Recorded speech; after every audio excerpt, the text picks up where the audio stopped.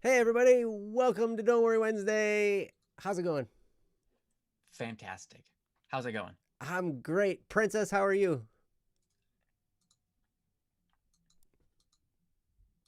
Whoa. Silent Ninja. All right. She's mad at you. No. Oh no. I'm sorry. Whatever Just I did to dancing be in mad. the chat. Oh, good. Oh, good. well, you think we have eyes with which to see? I know. I hope. I'm blind half the time. Like 8 hours of the day, I'm sleeping with my eyes closed, and the other 8 hours that are in my day, because I only have so many, and I don't know why it's only 16, but I'm usually closing my eyes when I, you know, You just do close your everything. eyes when you're awake for the other 8 hours? Yeah, You it's do. so much easier to see that way. No, It is. I don't know. You see the inside it, of your it skull. it's nice on the eyes. I really like. I wish I could literally. I wish I could do everything with my eyes closed. Mm. Um, it's just so nice. But then you wouldn't behold the beauty all around. I can open my eyes for those moments. Okay. I wish I could read a book with my eyes closed, but I don't know Braille. Yeah, I don't know See, it's Braille either. good. It's not always. Yes, I can do it with my eyes closed. I don't wish that I was blind. I wish that I could do things a blind man can do. Mm-hmm. Yes. The heightened other senses that are out there, right? That get Sure, developed. Yes. I mean that Imagine too. seeing with your eyes closed. I see with my eyes closed when there's bright lights on. It's usually just like red, Yeah, right? red or tan-ish, like Yeah. a yellow sometimes. Yeah. Yeah, it's cool. But anyway, welcome everybody to Don't Worry Wednesday. This is the show where we handle any topics or challenges or anything Oh that you yeah, might be going through. We're gonna have our own challenges getting started with this show, um, really. as you can see. But we actually made it without any technical difficulties tonight, which is like the first time in a long time. Thank you, YouTube, for being so gracious. You know, Mm. give many thanks to YouTube. Thanks, Um, YouTubes. Yes, yes, you're amazing. Uh, Please don't hurt us. yes, please don't hear us. Hear us. Please don't hurt us. Yes. Hear us. Don't hurt us. Right. Anyway, yeah, this is a show where we handle any of your topics. You guys are the star, and we would love to talk about whatever you'd like us to talk about. You can just drop it in the chat. You can send us an email, dww@bss.studio. You can post it on our website at bss.studio/forum/index.php !/. There's a link right there in the chat. I just kind of read it. And you can also find us on Discord. Princess has our stuff there. Actually, my name has now changed on Discord. I'm no longer Joe A Single Duel. I'm now Joe Anders on. There we go. Yeah. Still the same number though. That number never changes. Right. I figured it'd be better to be on than off. So, Oh, fair. you know what I mean? Mm-hmm. I agree with that. So, yeah. But anyway, yep. So we are not professional therapists, counselors, police officers, lawyers, doctors, football players, baseball players, basketball players, truck drivers, or Basket weavers. teachers, basket weavers, or the underwater variety of basket weavers. Um, That sounds like a sport. yeah, man. Underwater basket weaving. Yeah. What about Joe and her daughter? What? Oh no. Oh, instead Rather of than son. And Anderson. her Yeah. Well, son what about Joe Ander Lunar, rather than like son? You know. and her Joe moon. and her father. Yep. Insert familial relationship here. Ander blank. Joander blank. That actually sounds kind of cool. Joe Ander blank. That's going to Mm-hmm. be my next Discord name, Joander blank. Joe Ander blank. Yeah, I like that. it'll be fun. So you've already heard all of our voices tonight. Princess is our chat room hostess. She keeps us on track. She reads our topics. She's like the resident amazing person. Um, I am Joe, and above me is the P of the static P. Hi, How you doing? I am the P. Yes. There's nothing more glorifying than being the P, um, except for most other things. But we're not gonna get to that. All right. Moving right along from there. Yes. This is the show where we handle your guys' topics, and we've got a list of them. We've got some of you, I think at least one, are here with us now, and we'll just get right into it. Let's do it. I will go through the go. list. If you hear your name, give us a shout out in the chat. Let us know you're here. You can give us some kind of cool emoticon or emoji or whatever, and you could do either emoticon or emoji, whether you know the difference or not, or the correct definition. About the difference, but I think everyone knows already. You've explained it to me twice, and I always forget, so I'm just gonna say you can do either one, and we'll notice. All right. So yeah, but anyway, here is the list of names: Ian Lam, Pear, Lil McGee, Ezekiel Games, Ploen, Dracon, Lord Francium, Kendra, Meow, LG, and Helmarock Hero. And if you hear your name, I see Helmarock Hero. You posted in the chat, "Hello Thomas, welcome," before I even said your name. Nice. You knew. Helmarock is with us. Helmarock is with us, which is awesome. So yeah. And he gave us a dab, yeah. Nice. Which actually is an elbow cough, but it's still a dab. It looks like a dab. It totally looks like a dab. There's no way that's an elbow cough. We all know the true intention. Yeah. No one elbow coughs like this. Unless they're dabbing when they do it. Unless they dab when they elbow cough, I guess. An elbow cough, like that, one arm should be down, but it's out like this instead of down. Man. So it's definitely a dab. They're striking the pose when they do the cough, you know. Yeah. What are you trying to punch someone when you elbow cough? You're like on the train and you're like, oh, I have to be, considerate of everybody else around me. Like what? No, you don't put your arm out like that when you elbow cough. It is clearly a dab. Yes, it is a dab. Now we have another dab from One Sprudel. If I pronounced that correctly, I'm sorry. 420. Did you have a topic as well, and you're under a different name, or were you just dabbing because it's cool? Oh, stretching at the same time. Stretching at the same time of elbow coughing. Yeah, yes. Sometimes in the middle of your cough, you really do feel like you need to stretch. Mm-hmm. Nice. All right. I want to see some high kicks. You want to see high kicks? Hey, you know what came in the mail today? Speaking of high kicks. You got some really tall boots? No. My actual certificate finally came for my because I got my black belt in December. So wow. So 5 months later. Dang. I now got my certificate. Hey, congratulations. That's awesome, dude. Yeah, it was cool. So anyway. So now whenever someone's like, in your face, you're like, dude, watch out. I'm a black belt certified. Look. Yes. You can give them your credentials before they make a fight with you. Boom. Do you want to go this direction? And they'd probably be like, they'd pull out their 4th degree certificate. Yes. Yeah. I'd be like, I'll go that way. Yeah. Hey, before we start this, let me give you my credentials here. Hold on. Let me get my wallet. No, it's not to pay you money. It's to show you my black belt. Yes. And my sheriff badge. No.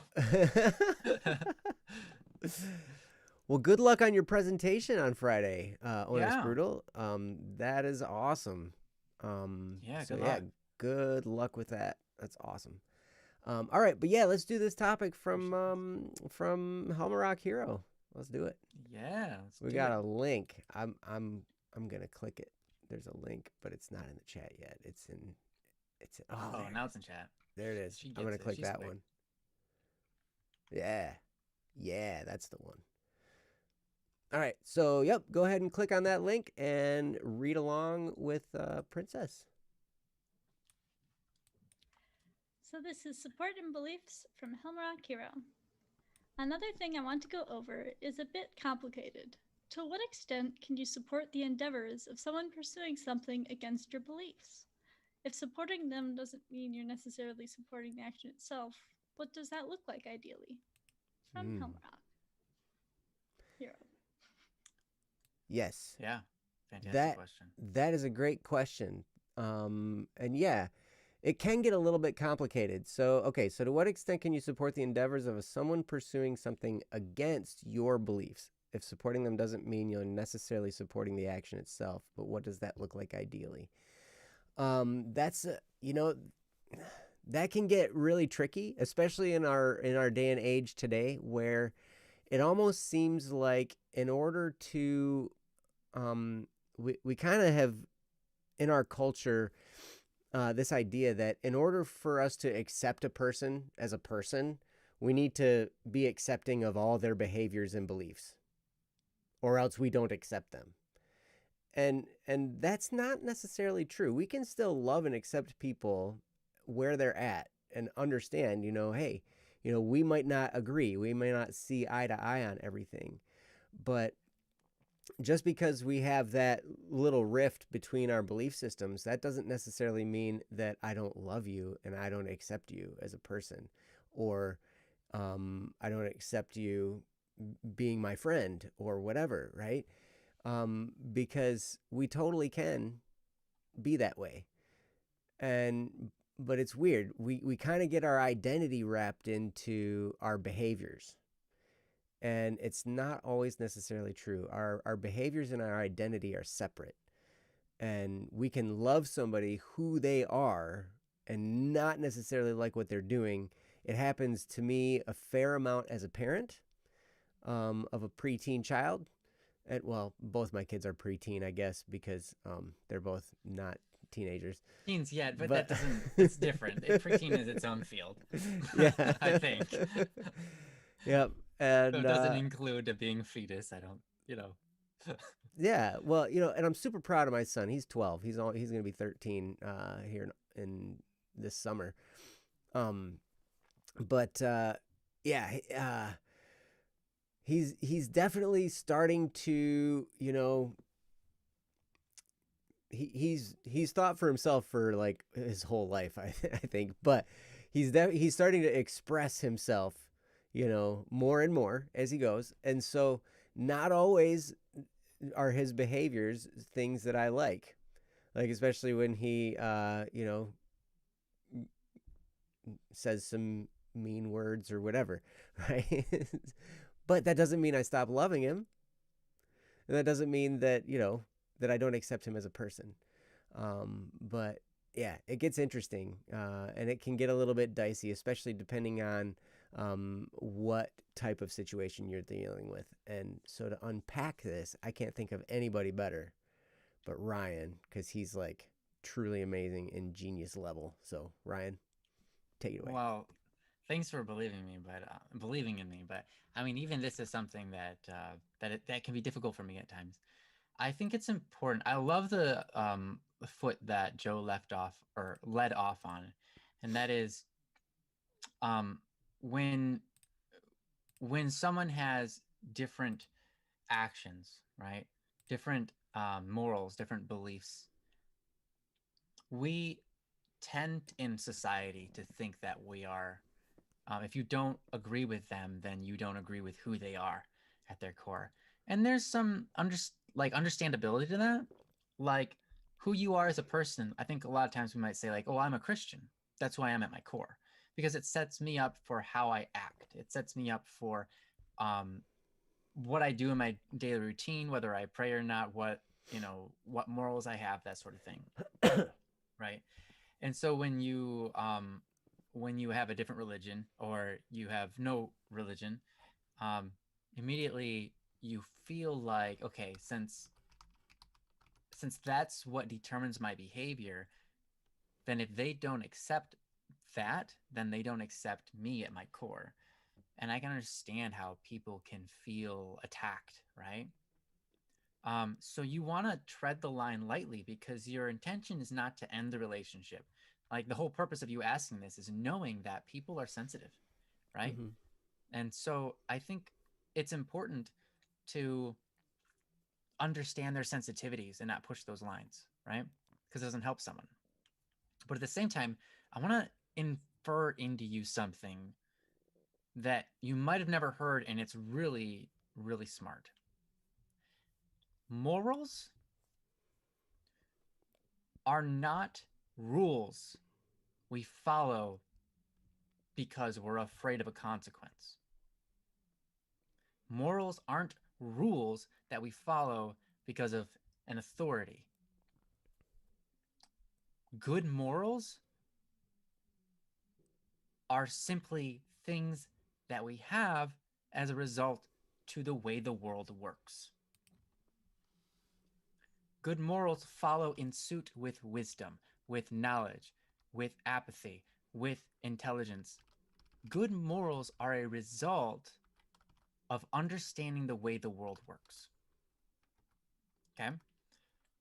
If, for example, in Christianity, we have many morals. There's tons of them. Especially as a Catholic, we have a lot of things that are do's and don'ts.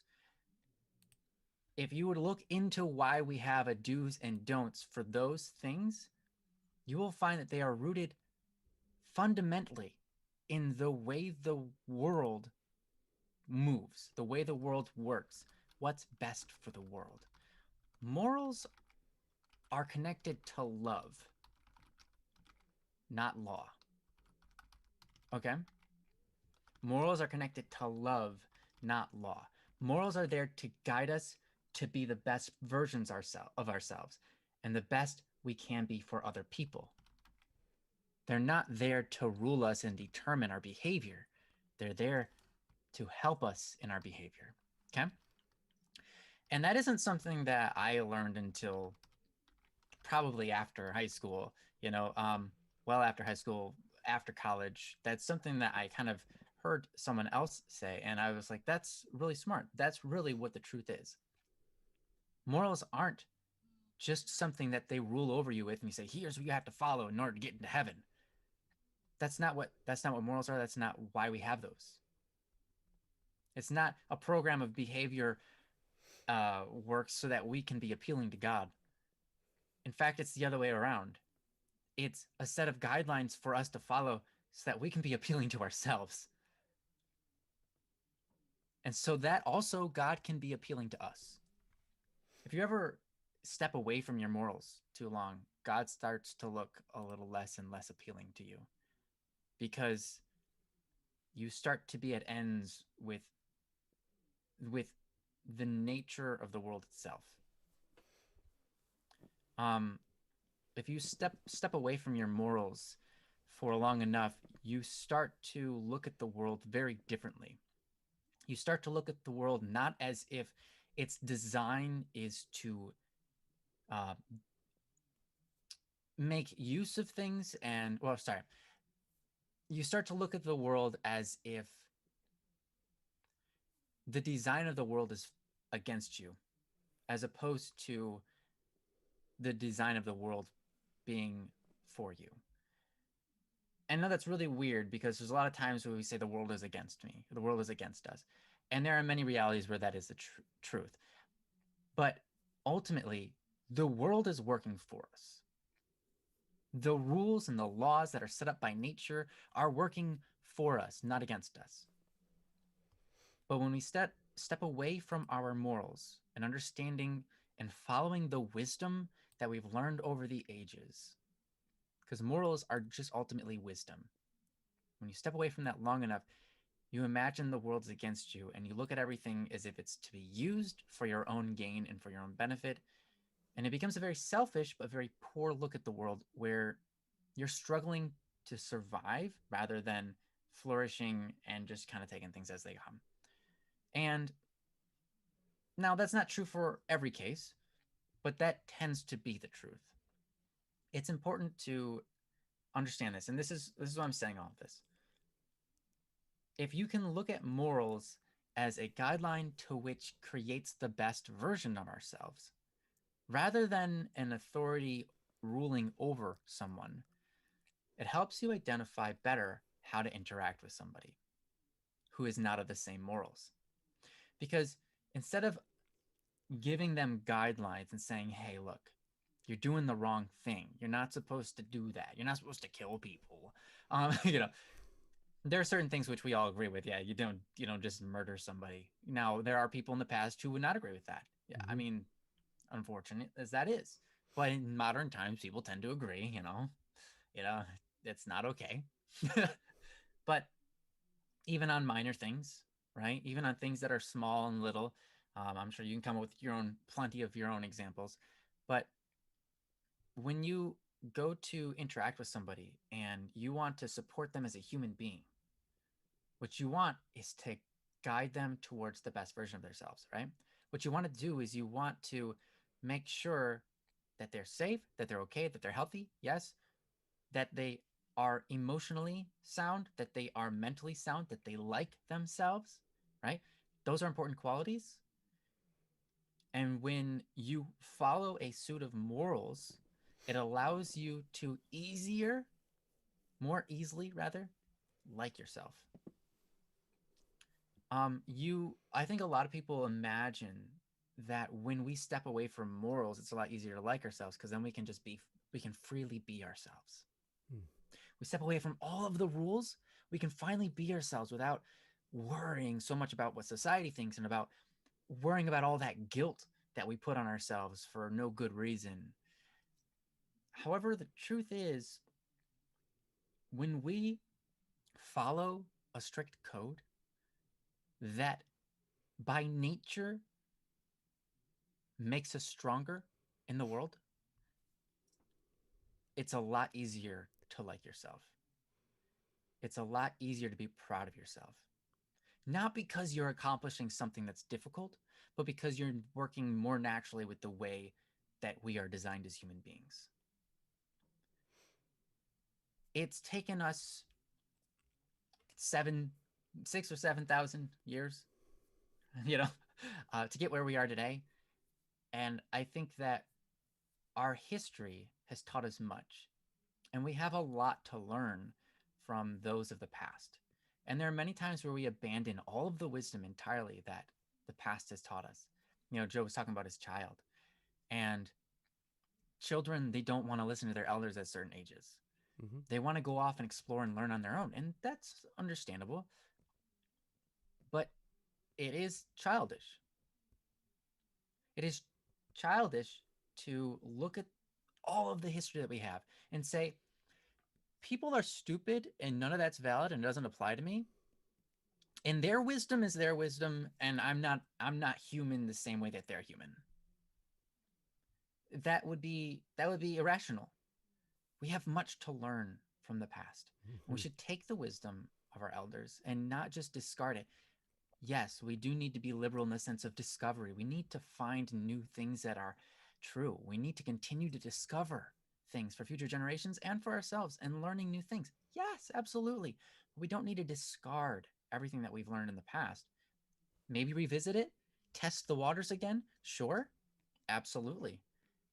But to completely throw it away and disregard it is unhealthy, and it doesn't aid anybody. I think a lot of people, they just want to do that because they have this notion that if they get rid of the laws, then they can be free and open to be who they are. But the truth is, you are who you are with morals or not. But you are a lot more likable to yourself if you are someone who has strong morals and follows them. You aren't more yourself without rules. You're less yourself without rules, actually, because it's those rules that make you the best version of yourself. It's following wisdom that makes you the best version of yourself, that makes you like yourself and feel more alive and feel accomplished and feel healthy, right? When someone is sick in bed, they don't feel alive.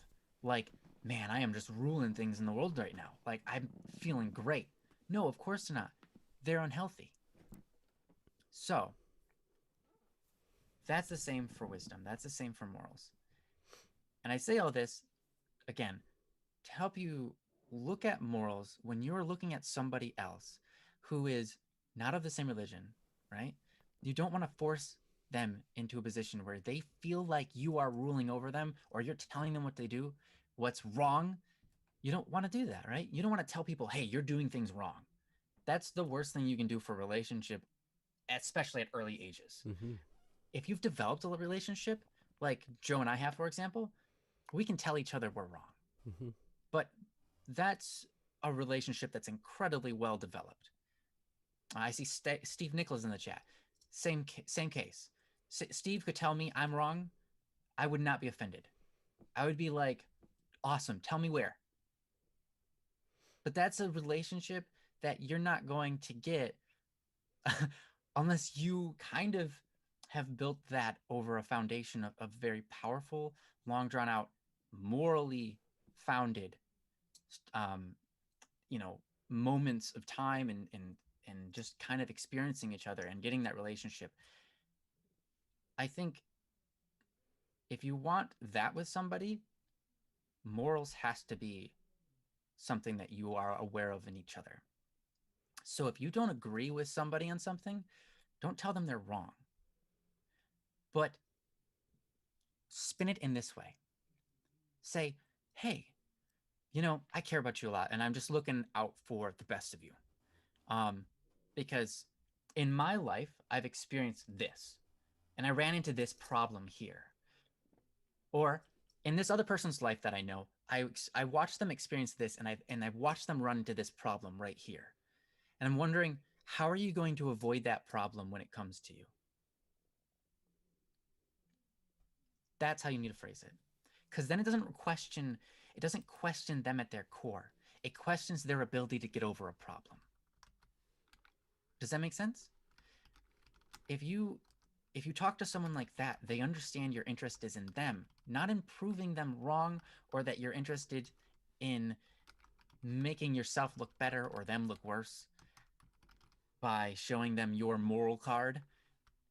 Instead, what you're doing is you're guiding them towards good behavior by asking them to relook at something and figure out how they're going to solve it when they get to the problem that it's going to cause them. Now, a lot of times people, if you phrase it wrong, people will think, oh, you think I'm going to run into that problem that you haven't, that's never going to happen to me. You don't want to phrase it to allow them to get to that point. You want to phrase it so that you say, hey, if this happens to you, like, because this happened to my friend, if this happens to you, what are you going to do? How will you adjust? And, what's the motion? So I don't know what the moral question is that this person is struggling with. If you want to elaborate, if it's too sensitive for chat, that's fine. You don't have to. But I think I sincerely hope that helps you get an idea of how to start navigating that. I understand it's a very tricky thing because you want to support them as a human being, but that supporting them in certain ways supports an action. So what you can do is you can just, when they are partaking in that, say, hey, look, I love you as a human being, but this thing that you're doing, I'm going to have to step out because I don't think it's good for you. And I don't want to do something that I think is not good for you. And I know you don't think that, but that's how much I care. Right? Does that help, Homerock? When someone's doing something and your support is going to aid them in their failures, like, I don't know, like a smoking addiction, right? They're like, hey, will you run to the store and buy me a pack of cigarettes? And you're like, I don't think that smoking is good for you. You can say that. You can say, hey, look, I don't think smoking is good for you. So I don't want to do something that hurts you. And I know that it's annoying that I'm not going to go shopping to buy you cigarettes. I know that's annoying. But I care about you. I actually care about you. And I don't want to do something that hurts you. Even though I know you've done it before and it doesn't hurt you that much, I still don't want to be a part of something that can hurt you. And so I'm not going to go buy you cigarettes. And I'm sorry. I know it's a really, it's a gentle but forceful, it's a forceful, gentle, whatever kind of way of saying no. It's letting them know you care about them and you don't want to associate with their bad behavior because you care about them. And it's kind of a tricky road to walk, but I hope that helps.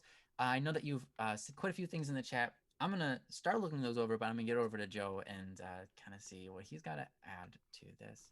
I'm sure it's gonna be great. Yeah, we'll see. I will try to do something smart. Helmrock adds, there's some additional context. So the specific example I gave last time is I drew a commission for one of my close female friends and her girlfriend together, as she requested me to. On one hand, I felt it was right not to alienate her and tell her I can't do this thing that would make you very happy. But I'm betrayed by my beliefs. But am I betraying my beliefs by doing so? Am I pushing someone to indulge in something that I don't necessarily agree with, or am I lying to them? And I've been wrestling with it for a while. And, it's an interesting, I guess it would, let's see.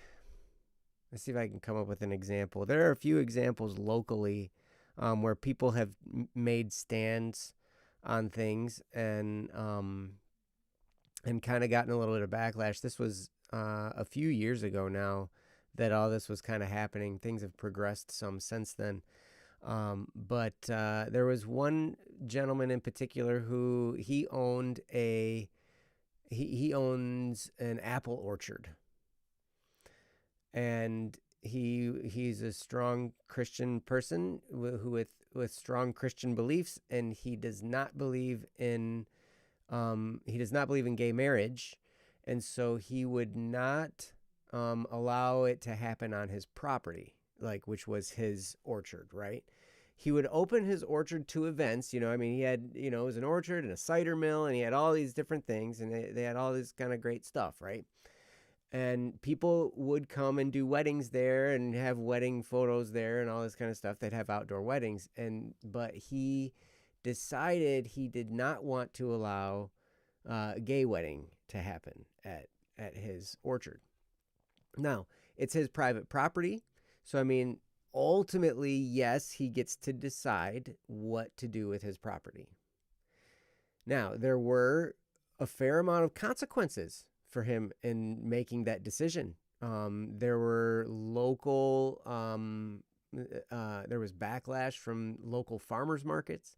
There was a whole community in the area that just basically blacklisted this guy and said, nope, we're not, you can't be a part of our associations because that's a discriminatory thing.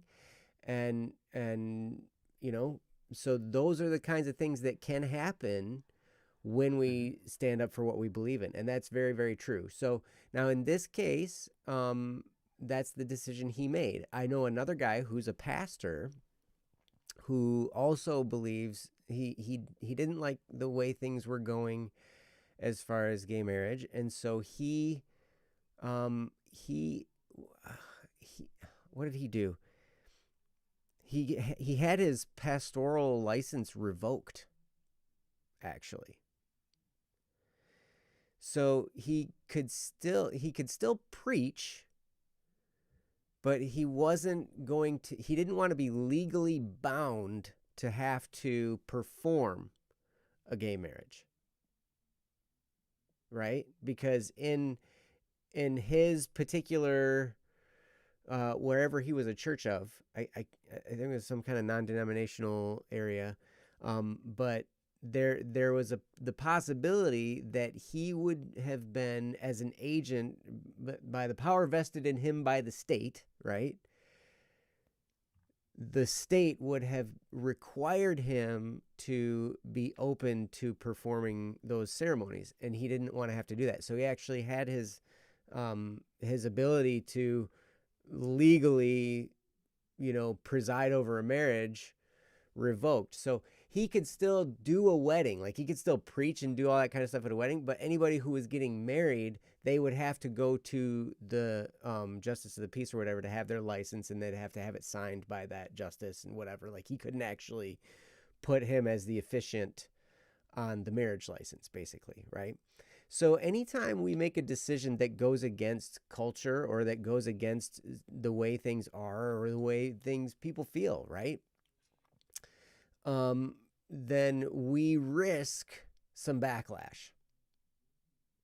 Now, in this case, drawing a picture, I mean, to me, if I mean, I don't necessarily know if I'd feel super bad about it unless there was some kind of crazy, risque stuff going on in the picture that they wanted. But I mean, if it's just kind of like two people together, I mean, then drawing a picture of two people together doesn't seem like it would be that big of a deal.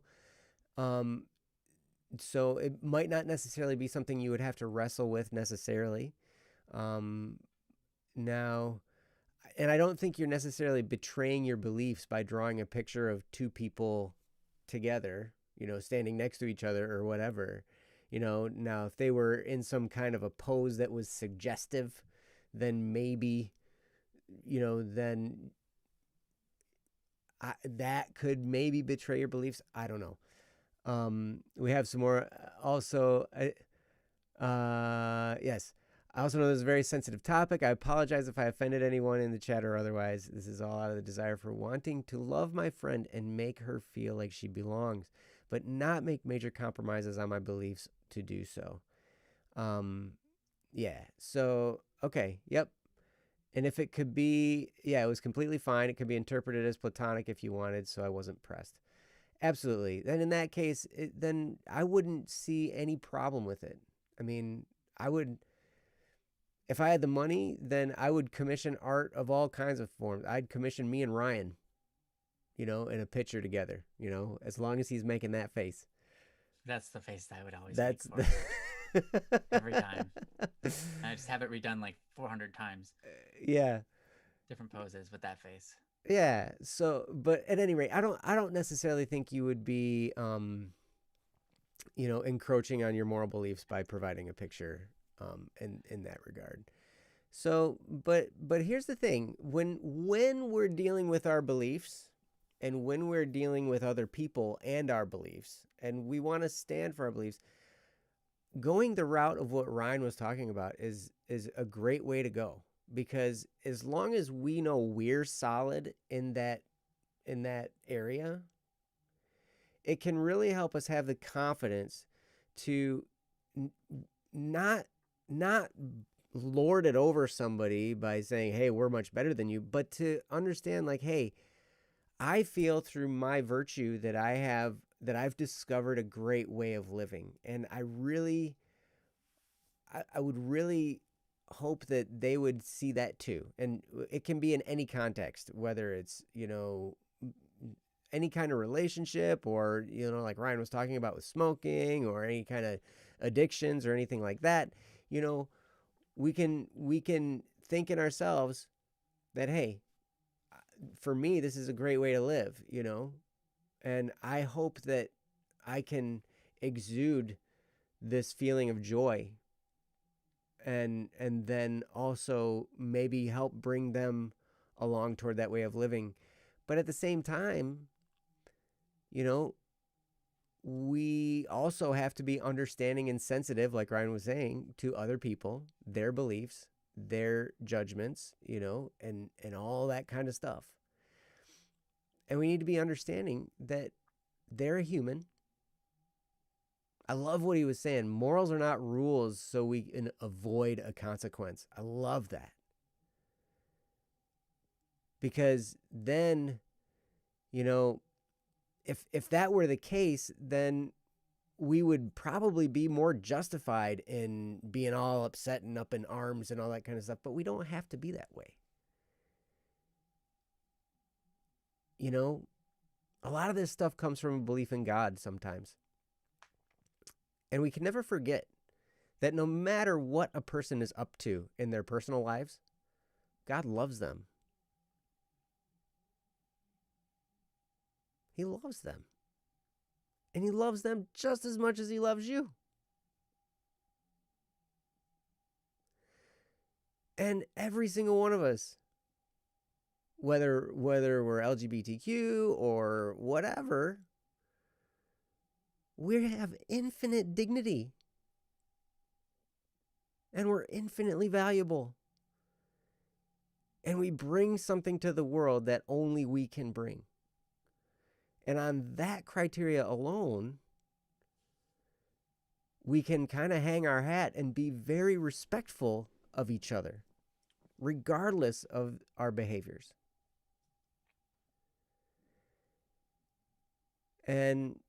But at the same time, I can understand where the owner of the orchard was saying, hey, this is what I believe in, and this is my property, and I want to use my property for what I believe in. And so I can't fault the guy for having every right to make that decision. But then I also can't fault the people who disagreed with him to, say, well, okay, if you think that way, then we don't want you in our club. And that's their right to do that too. It was a really interesting thing to see all the, turmoil that happened as a result of that. Everybody was kind of weighing in their opinions and stuff. And they're like, well, they should be forced to let him back into that farmer's market because he was just using his private property. And it's like, really?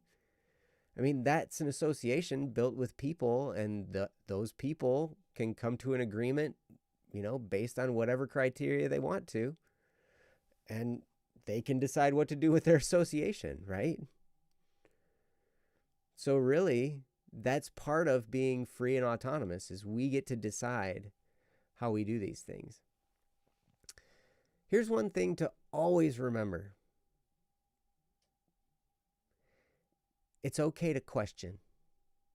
It's okay to question the belief systems of others. It's okay to question your own belief systems. In fact, it's the only way you get clarity in any area is to question.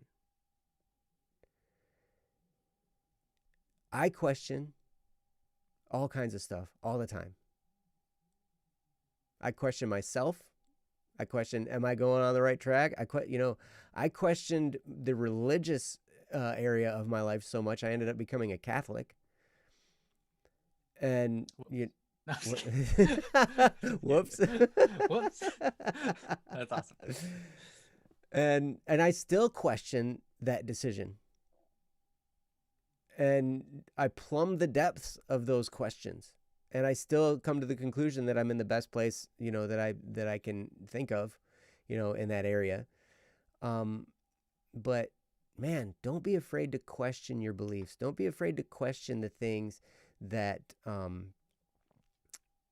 maybe have been instilled in you for a long time, and to ask why. Why do I believe this way? That's okay.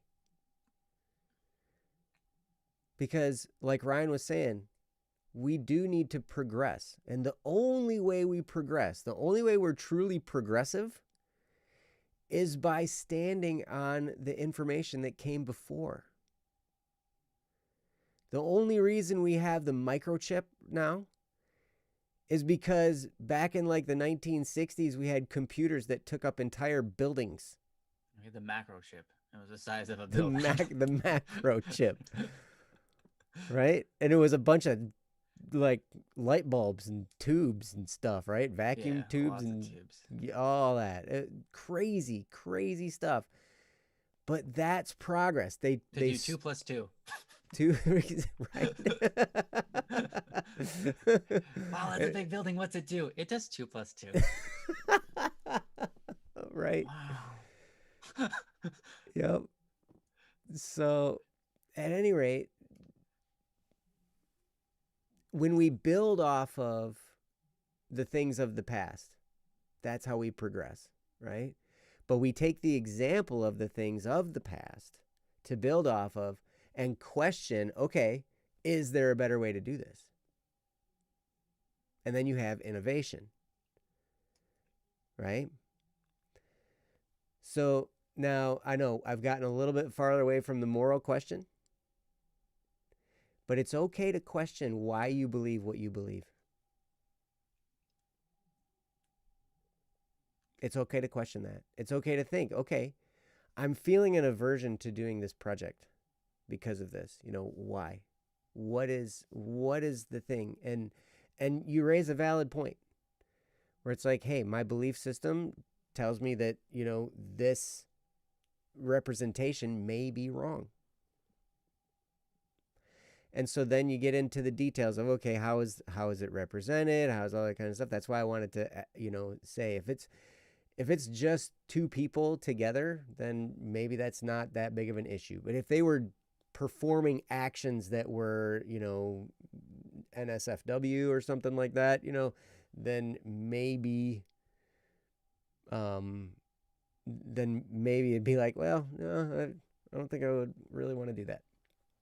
So anyway, I hope some of that sets your mind at ease, and I'm going to turn it back over to Ryan. So Ryan, have at it. Fair enough. Clean up my mess, please. No, I've taken us in the weeds, I'm sure. No, dude, no, it's awesome. I completely agree with you saying. I think it's important to look at their relationship, even if you don't agree with being lesbian or being gay, to look at the relationship and say, I appreciate that you have a strong friendship. I appreciate that both of you are capable of loving and serving. I appreciate those qualities.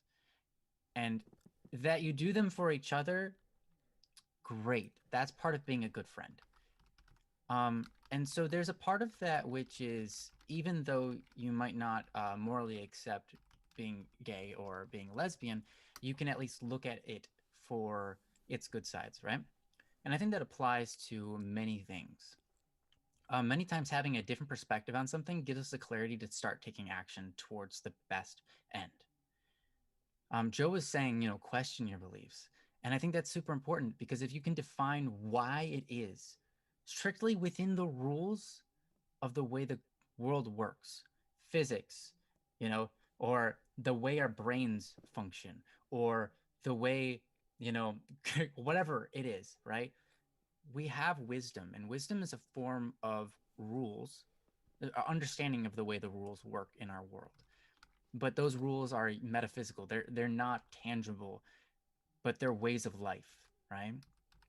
There are things like, hey, like here's an interesting piece of wisdom that people don't think about. Science is entirely 100% reliant on the idea, not the scientific evidence, but the idea that everything happens for a reason. The logic that everything happens for a reason is a belief.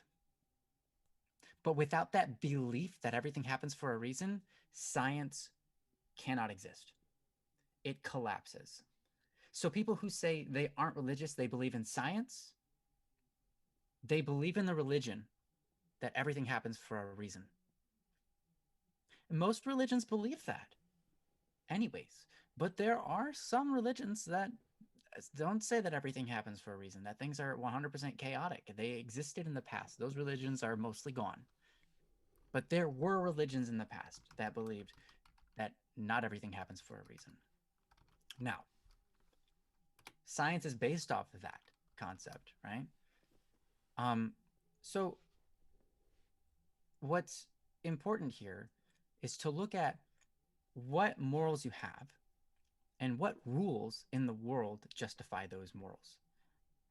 What are those morals working towards the end of something good? Find out those reasons. Because if you understand those reasons, it helps you have clarity in your actions and understanding on a deeper level how to interact with those, issues when they come up, but also how to navigate this kind of thing. When someone asks you to do something, you say, is this facilitating this moral? Or is this facilitating this bad behavior or something? Or is it not? And you can more easily define that and figure it out because you understand what it is about the moral that makes it good, right? Or you might look at it and say, okay, I can find nothing that cycles back with this moral. Like, it's not a full circle. It's not logical, right? Usually in logical, you have a full circle. You have a starting point and the end point reconnects to the beginning, where you're like, okay, if this is this, then this is that, then that is over here. Okay, and then that comes back to here. Okay, that everything makes sense here, right? Usually end up with a circle when it comes to logic. You know, one thing proves another, which comes back to the beginning. It makes sense, and it doesn't have a point where it stops making sense. If you start going down logic and it's like, okay, that doesn't make sense, it doesn't add up, then you have to investigate it further, right? Until you get to a point where all of the things add up to the right number, right? Just like math. And so when you do that with logic, or when you do that with morals, and you break them down and you understand, okay, this is why they say that. And they say that, and it makes sense because of this. And that's a good thing because of this. It leads you in the right direction, right? And then this kind of comes right back to the beginning. You know, if you can find that, then that's sound logic, right? It makes sense. If you don't find that, then either A, you have more research to do, or B, it doesn't necessarily work. It's not an ends to itself. It isn't a moral that is 100% true all the time, maybe, or it's not immoral to begin with. For example, there are misconceptions about Catholicism that we have certain morals that we don't have. There are plenty of things that, you know, when I was growing up, I thought so many things about my religion. I can't even remember right now, but I remember like going, wait a minute, we don't believe that. And they're like, no. And I was like, why was I told in school that we believed this? They're like, you didn't go to a Catholic school. And I was like, yeah, I went to a public school. I'm an idiot. That happened many, many times. And I was like, just dumbfounded. And I was like, we don't believe that? We don't, that, really? Oh, wow. Okay. Well, that makes sense, I guess, now. Why I was struggling with that. Because it didn't add up. Yeah, that's because that's not something we believe. Oh, all right. So, there are times in our life, just like Joe said, you have to question. And I think it's important to question so that even if you find yourself at the same where you started, having the same belief, at least you know the mechanics of the way that works, so you can help to navigate your relationships along those mechanics, right? So I don't really have too much more to say. I hope you the best in solving this. It's one of those things where, just like you said, it's tricky, you know. In this day and age, if you are not for gay marriage, it doesn't mean you hate gay people, right? If you are not for gay marriage, it means you don't like the idea or you don't support the act of two people getting what's the word, in a covenant together, right? One way to describe this for people who are who are lesbian or gay, so that you can understand we're in that Hamuraki Hero in no way is trying to say that it's basically that he's bashing these people. I want to help you understand. It's like this. A covenant bond, right? It's an amazing thing. A covenant bond is something where two people make a vow, and that vow lasts for the rest of their life. Halmurak Hero is simply saying he doesn't think that two people of the same sex should make that vow. It should be two people of different sexes. Just the same as a person should not make a vow to smoke every day for the rest of their life, right? And I'm not saying that being in a relationship with your own gender is like smoking for the rest of your life, but in the view, it's that it isn't going to guide you to the best life you could have. His belief is that your life could be better if you waited for something else instead of jumping on a wagon where it is right now. Now, understand, love doesn't work that way. Love is usually very intense and emotional and demanding right now, and we get swooped up into that. But we've all had relationships, probably almost all of us have had relationships where we get swooped up into that emotional feel, only to feel a lot of pain later. Eventually, get our hearts broken, and that's not what we went into the relationship for. We didn't go into the relationship for it to break apart, but that happens, right? And so Hamrock Hero has nothing against gay people. He simply thinks that people could have a better life if they chose to decide not to partake in a covenant bond where they vow to be with each other for the rest of their life in um, in that kind of scenario specifically. It doesn't mean you have to become straight. Just that, like in the Catholic religion, we don't tell people who are gay, hey, you need to be straight. We understand that that's not something you chose. That's something that kind of you're experiencing, and that we understand that that's not fun. You know what? I experience things all the time that I don't like, and I see myself doing things I don't like, and I'm like, why am I doing that? I need to stop. Like I don't like when I'm lazy, and it's not okay to be lazy. But sometimes I'm just lazy, you know, and that stinks, and I need to stop myself from being lazy. And so it's the same way. We look at it as someone who's gay. We don't go, hey, stop being gay.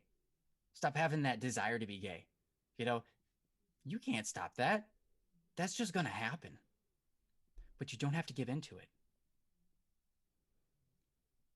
And that's the whole point. Now, obviously, everyone has their own beliefs. And if you are gay and you want to say, well, there's nothing wrong with giving into it, well, we're not going to stop you. You're going to do what you're going to do. I mean, period. Right?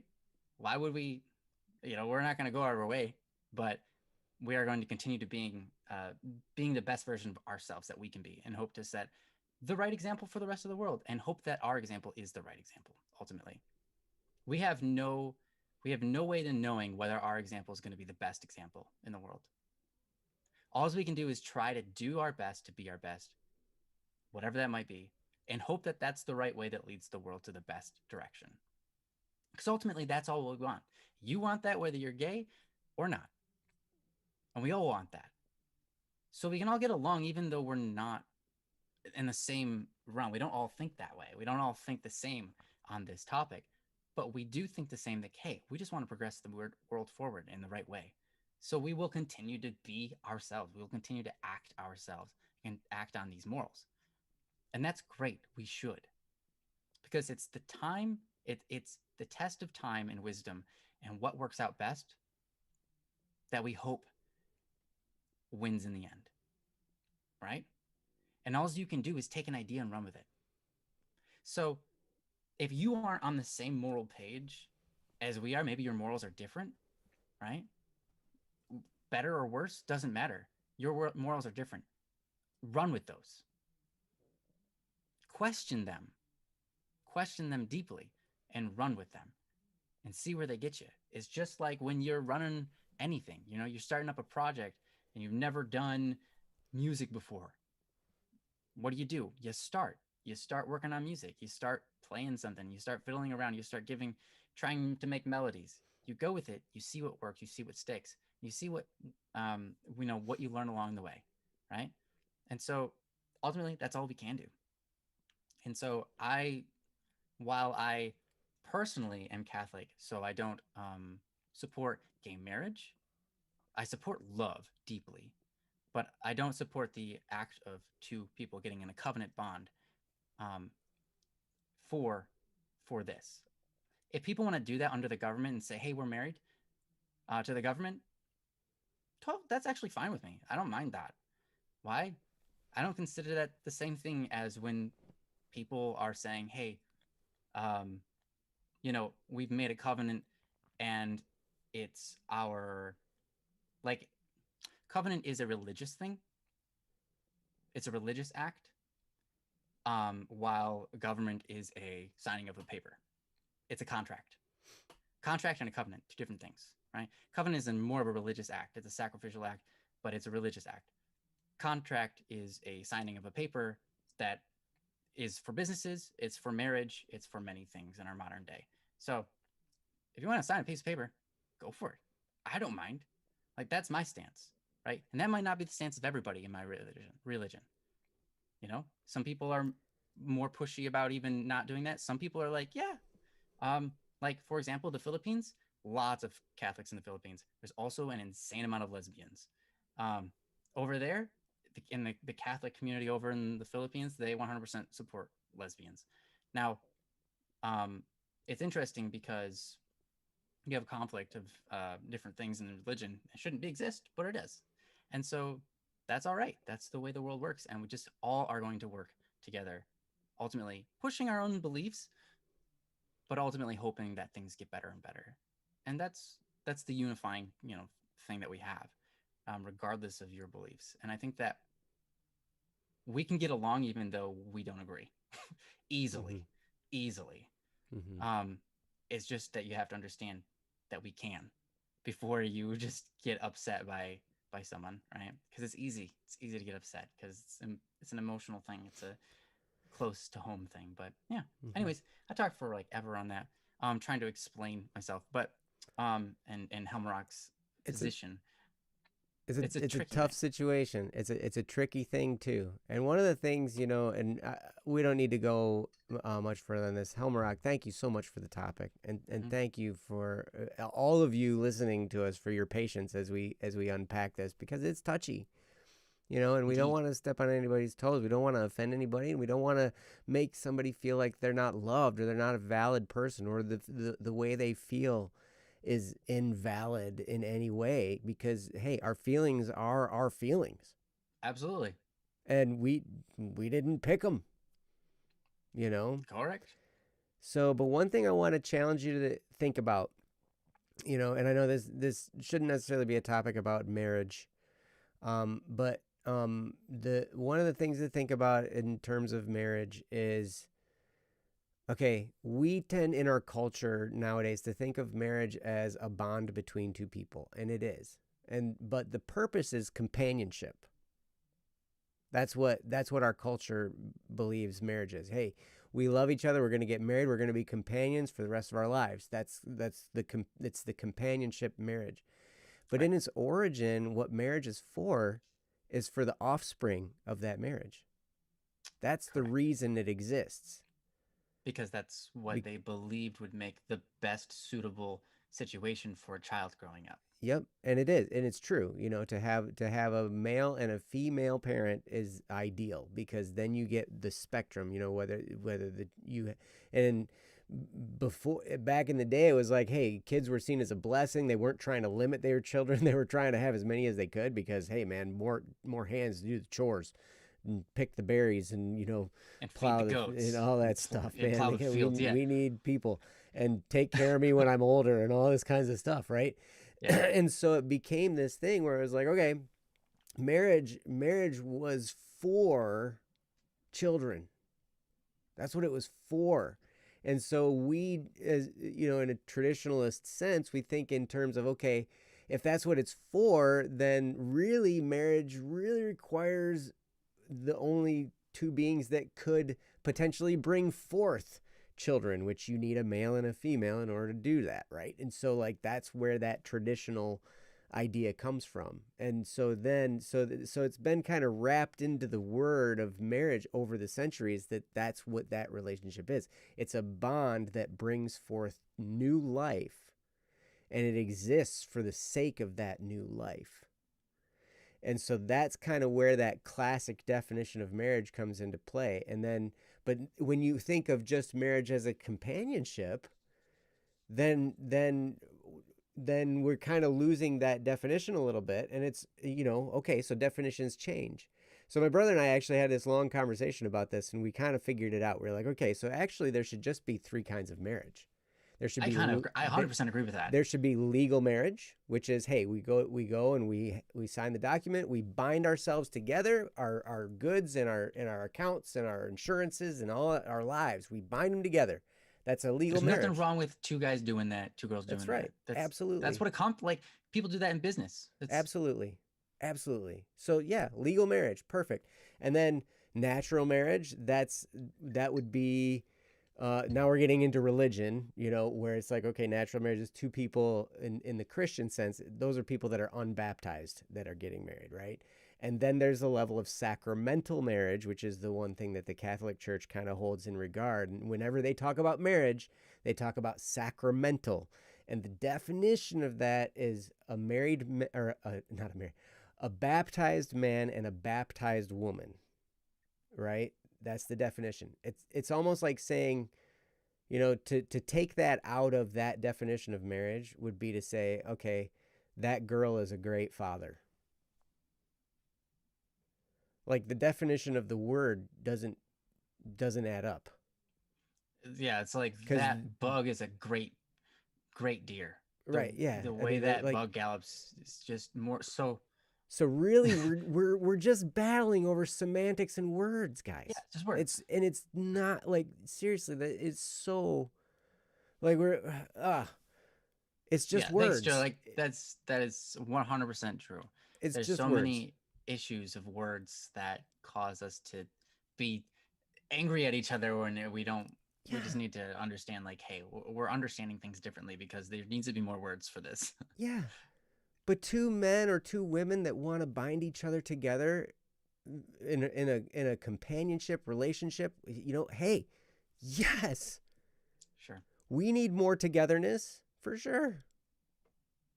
Now, I believe that chastity is important, but that we don't even have to get involved in all that kind of stuff. But anyway, just so you guys know, now that we've lost all of our viewers, I apologize for that. We did it.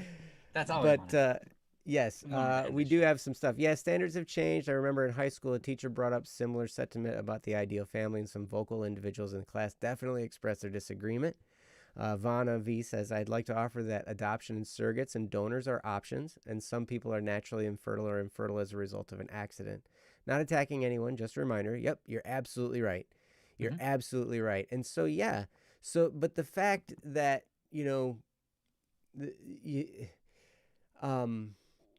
that's why things are in place now the way that they are for a legal standpoint. Yeah. And to have a solid family unit is a great thing, right? That's a great thing.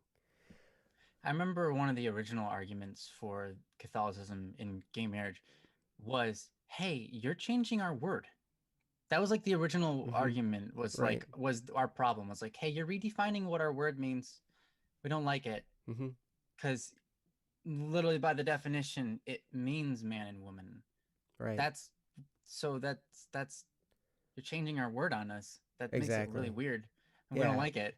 And that's calling why a cup a bowl. Right. Don't call a cup a bowl, call a bowl and a cup a cup. And we don't mind if you want to use a bowl for your soup. We want you to use a bowl for your soup, but we want you to call it a bowl and not a cup. Yeah. But now, I mean, people call marriage many different things, as Joe was saying. And so at this point, there's no going back. It's the same thing. Same thing. Like, okay. It's the same thing with the word priest. People are like, why aren't there any women priests? Like, you're discriminating against women. It's like, no, the definition of the word priest requires, that's a male thing. Why are there no male mothers? It's a bummer that there aren't. That's a good thing. Actually, it's a good thing. It's a good thing. But it's all wrapped into the definition of the word. And so really, that's all it is. It's not, there's not a discriminatory thing. It's just that, hey, that's part of what that word means. It, like, whatever.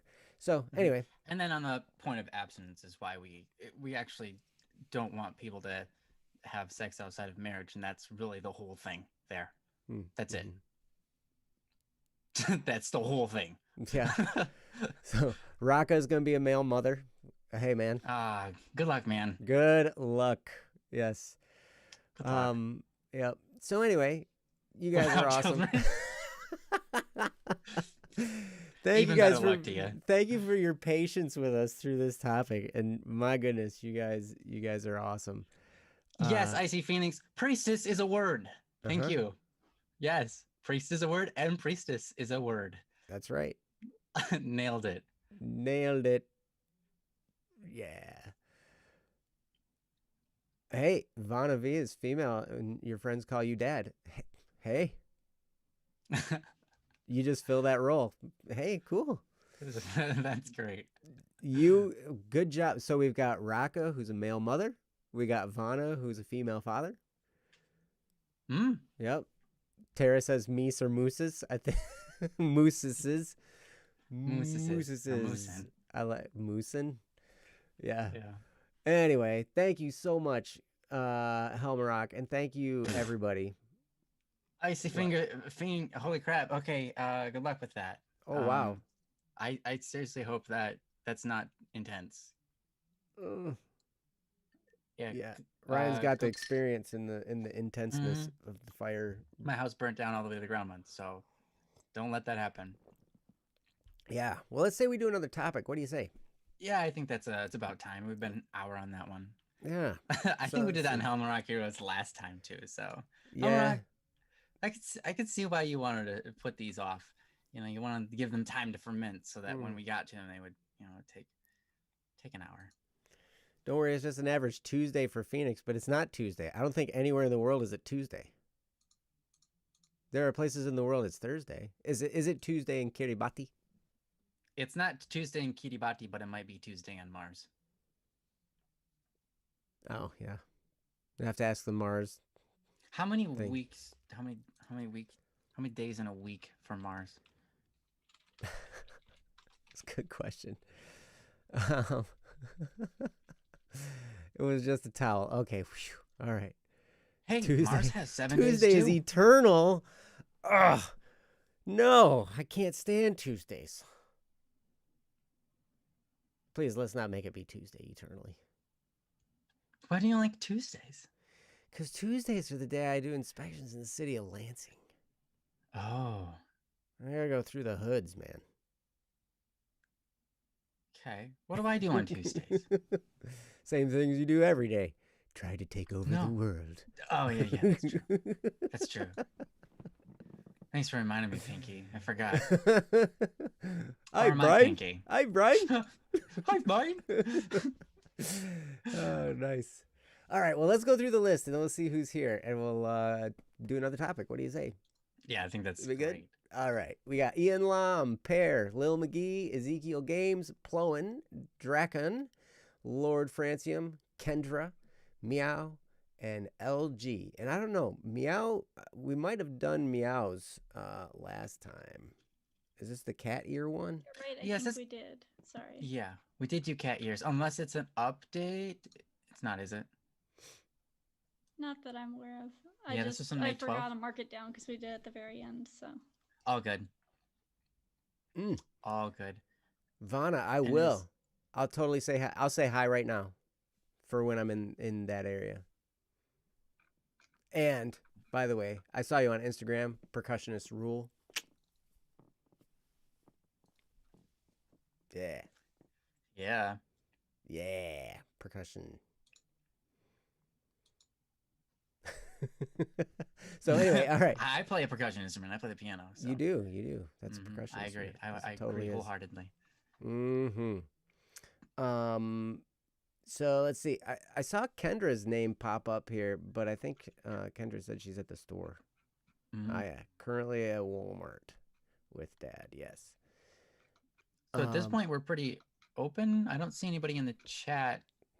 Hey, if you're lurking and you might have a topic. Rocket plays a percussion instrument. The table. The table. Oh, man. Look at this. Piano isn't a percussion. Go back to the filthy orchestra room. Oh, yeah, right. Come on. It's an instrument made of hammers and strings. It's got hammers. It's a percussion. You see this? You see this? Yes, I see that. That's 4 bars in 4/4 time. Right? Isn't it only Just 3? so you know, I'm going to make an announcement. I'm working on a project right now with Jono, Munkerstar, Jono Taylor. He wrote this song. It's amazing. He wants me to play drums for it. And I love I play drums. It's, one of the things I do, right? He wrote in this song this section where the time signature, most of the song, the time signature is in 7/4, which is really fun, right? Oh, nice. A song in 7 is great, right? But then Yeah, I like 7. there's this section, right? It goes 7/4, 7/4, 7/4, 7/4 for a while, and then it goes to 8/4, which could be just like 2/4/4s, right? But 8/4, fine. And then 6/4, and then back to 8/4. And then it goes measure by measure 6/8, 5/8, 5/8, 4/4. Back to 7/4. What is this man doing? I did the math. Insane. That 6/8, 5/8, 5/8 adds up to 8 quarter notes. Yeah, it's so 16. it's 2 bars of 4/4. And so I Yeah. took that and I wrote it out. The 2 bars of 6/8, and this was the 6/8 and 1 beat of the first 5/8. This is the rest of the 2 5/8s, and this is the 4/4, like the actual rhythm for that, right? So I actually had to write it out. Rocco says, "That's Jono for you." Totally. I had, that's totally Jono. you guys have worked on stuff before together, man. Totally. I had to tell you, I called him a sinister minister. It's like that. Ugh. Yeah, I remember going through my own projects, and I realized like I had some 7, 7, 5. Like, you could switch back between 7, 7/4 and 5/4, or sorry, like 7/8 and 5/8. Either way, and I realized I'm like, wait a minute, I'm an idiot. This is all just 6/6 or 6/4 or 6/8, however you want to say it, right? It's kind of the same thing. 6/8, and I'm like, okay, that makes it so much easier. All right, one time the signature for all of this. It's 6/6 time, and you know what? If things get off, I'll just adjust it over. Like, it's not a big deal. But most of the time, like 7/5 is just 6. And I found so many like quick, easy answers to that. Now, the point of doing those different beats is to orchestrate for the player where the beat is supposed to land. Yeah, where the downbeats, where the emphasis Where the downbeats right? are. Yeah, exactly. I get it. But if you can get used to doing an awkward downbeat on 4/4, you can get used to doing an awkward downbeat on 6/8. Yeah, there's a which word is the for same that. as 7/5. It's called syncopation. Yeah, and so you kind of just get used to it if you do it enough, and then you don't have to have such a crazy time signature. I know, it's wild, but hey, that is awesome. It made my brain work. His music is so fluxive that it has all these different time signatures. I think that's fantastic. All right, One Night Sprudel, nice to see you. Have a good night. Yeah. Thank you. Thanks for joining. and sorry if our music talk has gotten a little bit crazy. Hey, welcome, Baka. And Vana, one of your current pieces has 10 time signature changes in the first line. Good luck. See, people do this just to like that was the point of the whole piece. The person that wrote that piece, they either started with that or they thought about it later and were like, oh yeah, I'm going to do that. I'm going to make it ridiculous. I'm going to see how many times I can time switch and make it sound okay. Make it sound okay. Yeah, that's pretty wild. Oh, Raka, you have a project that goes from 4/8 to 7/8, then 11/16, 11/16, and 3/8 as well as 9/16. Oh man. Jeez. Oh, isn't man. Crazy. I'll tell you. And I'm gonna add to it. Great. See, that just makes me think about like power metal, because power metal sometimes they have the wackiest, especially like certain bands that have the wackiest time changes, and it's just like, that sounds crazy, man. No one's gonna understand that unless you're a musician. You're not gonna like it unless you like music a lot. Mm-hmm. Yep. Unless you're invested into writing your own music, people probably aren't going to understand what you just did, and that's not going to sound comfortable to them. So Right. you're catering to a very small group of people when you write like that. The But those small connoisseurs, the people, that small group, connoisseurs. are really going to like what you have to offer. They will It's like love the it. finest cheese. It's the most stinky and sour and sharp cheese. Mm. Oh, it's awesome. Yeah. But only the true connoisseurs can enjoy it. Everyone else goes, why would you possibly want that? What even is that? And Yeah, is why that did you cheese work so even hard still? to learn that? Yeah. Oh, yes, yes, yes. Vonda says percussion has no breath marks because we don't need to breathe. And the time signature switches. You hold your breath the whole time. They're like that throughout the whole piece. Man, that's crazy. But you know what's interesting about percussion? And you're right. We don't have to breathe normally. We can just breathe normally. We don't have to like You guys get take more of a workout breaths than and all the that. rest of us. Yeah, well, but somehow the slide whistle made it into the percussion family. Oh. So there are moments. Mm-hmm. Yep. I mean, what else are you gonna? I guess give it to the clarinets. They're never doing anything. They don't have any solos. Yep. We don't talk about that. We don't talk about that. Oh, yes. Yep. All kinds of fun percussion instruments. We could go on and on and on about all that stuff. That'd be great. Ugh. Awesome. Well, does anyone have a topic for us? Yeah. Baca says, yeah, you don't have to gasp for air after playing 6 bars of air. You're right. You're right. Air music. We had a piece in band where the last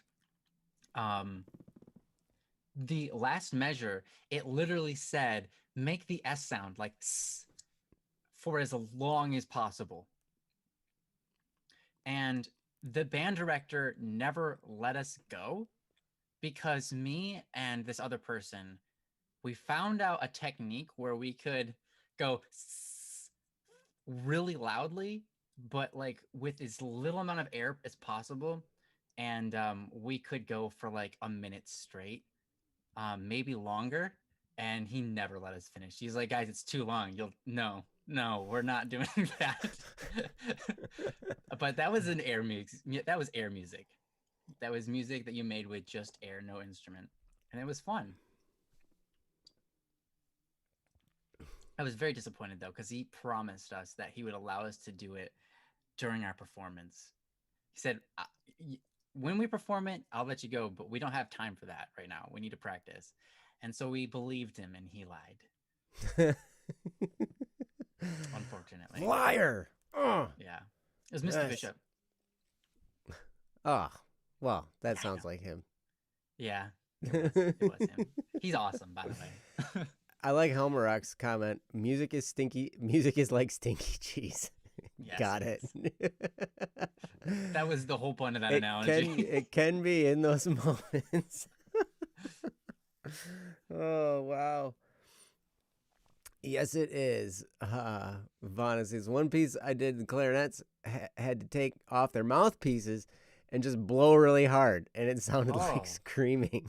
Yeah. It probably sounded like screaming high-pitched ducks. That's I mean, composers are really creative, I guess. Yeah.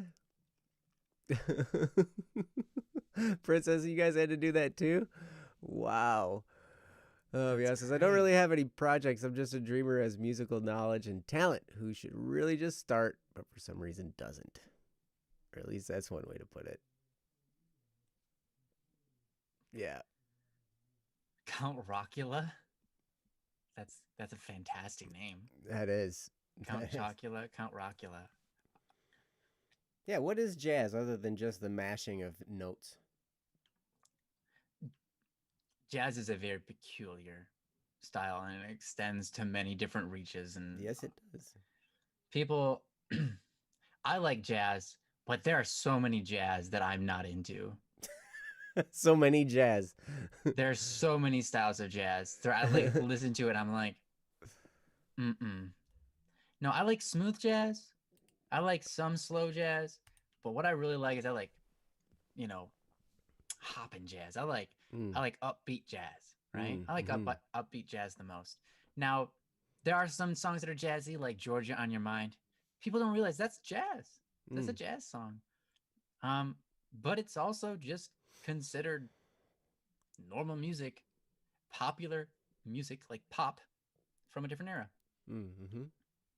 Rock and roll used to be jazz. Rock and roll came from jazz. Mm-hmm. And blues. And blues. Blues came from jazz. Mm-hmm. As a subdivision of jazz, and then it branched off and said, no, we're our own thing. And then from blues came rock and funk. Man, I like funk a lot. But Me too. yeah. Anyways, music is a pretty big topic. It is. We could talk about music for like days. We are musicians, so. Yes, that's what we are actually. We talk about not being professional anything. That's about as close as we get. Yeah, musicians. Which is awesome. And it's way fun. But yeah, well, geez. I mean, do you have a topic, Ryan? I mean, we got some topics of people who aren't here. All right, let's do that. We know we have one from January 27th. Mm-hmm. Yep, from Ian Lum, and we haven't seen Ian this whole time, so. Yeah, we haven't seen Ian since January. Raka says topic jazz. There's also an even older queue that goes back to July 1st of 2020. Oh, yeah. Okay. I just put them on a separate page because we were getting enough topics so. Yeah. That's from Sevlev. I personally like Vanna's topic, why percussion is the best section. Man. Nice,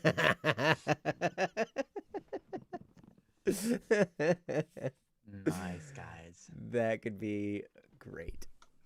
All right, so what do we want to do then? Princess, tell us what to do. Sevlev? Yeah. July 1st? You have to go to older topics queue. Older topics queue. All right. Yeah, let's do it. But I can also post that there. Nice. But this is just because I wanted to not have too many on the other page. Yeah. Thanks for bearing with us, guys, while we talk about almost nothing. Oh, it's something. We'll always talk about something. Yeah. Okay, we have about half an hour left. So. Yeah. Cool. So we'll do this topic from Sevlev. I remember, I felt kind of bad when we started taking some of these off because I used to like saying the word Sevlev. Mm-hmm. Yeah. But I guess we won't get to say it anymore. Yeah. We'll get to say it right now. So get your Sevlev out. Sevlev, yes. Sevlev. Mm-hmm. Yes. Watch Sevlev just come out in the chat. Be like, hey, I've just been lurking. Thanks for doing my topic. Sevlev, this whole time. Yes. We'll You're like, I just wanted to hear you say my name every episode. Yes. Awesome. Well, this is called Inspiration and Creativity. And the link is in the chat. And feel free to click it. Read along with the princess. Hiya, Sevlev here. Again. My biggest hobbies are writing, music, and drawing. I love all these things dearly, but often end up in a state where I lose inspiration and or creativity. I often look towards these activities for joy whenever I need a little. After doing this a lot, I found myself sometimes where I simply lose a source of inspiration or can't think of anything creative to implement and overall fail at doing any of these things. Do you have any tips on getting into a creative or inspired mindset or anything else that may help me in these scenarios? Thank you, from Sevlev. That is a great question. And I know we've actually talked about this before, and I love talking about this because I need to be reminded of this many, many times because the creative process can be it can be kind of difficult to get into, but we always tend to forget, hey, I need to be inspired to create something. And actually what needs to happen is you need to start creating something to create the inspiration a lot of times.